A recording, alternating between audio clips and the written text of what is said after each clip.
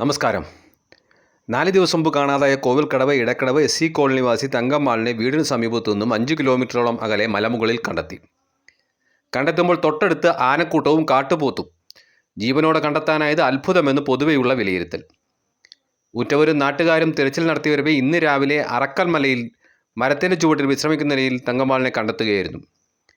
ബുധനാഴ്ച രാവിലെ 10:30ഓടെയാണ് തങ്കമ്മാളിനെ വീട്ടിൽ നിന്നും കാണാതായത്. 106 വയസ്സായിരുന്നു. ഓർമ്മക്കുറവും കണ്ണിന് കാഴ്ചക്കുറവും ഉണ്ടായിരുന്നു. ബുധനാഴ്ച തന്നെ വീട്ടുകാരും നാട്ടുകാരും സംഘങ്ങളായി തിരിഞ്ഞ് അന്വേഷണം ആരംഭിച്ചിരുന്നു. ബന്ധുക്കൾ മറയൂർ പോലീസിൽ വിവരം അറിയിച്ചു. ഇതുപ്രകാരം പോലീസ് മിസ്സിങ്ങിന് കേസ് രജിസ്റ്റർ ചെയ്തിരുന്നു. തൊട്ടടുത്ത ദിവസം കാന്തല്ലൂർ പഞ്ചായത്ത് പ്രസിഡന്റ് ശിവൻരാജിൻ്റെ നേതൃത്വത്തിലുള്ള സംഘവും തിരച്ചിലിൽ പങ്കാളികളായി. ഇന്ന് രാവിലെ മൂത്ത മകൻ മുരുകനും ബന്ധുക്കളും ഉൾപ്പെടുന്ന സംഘമാണ് തങ്കമ്മാളിനെ കണ്ടെത്തുന്നത്.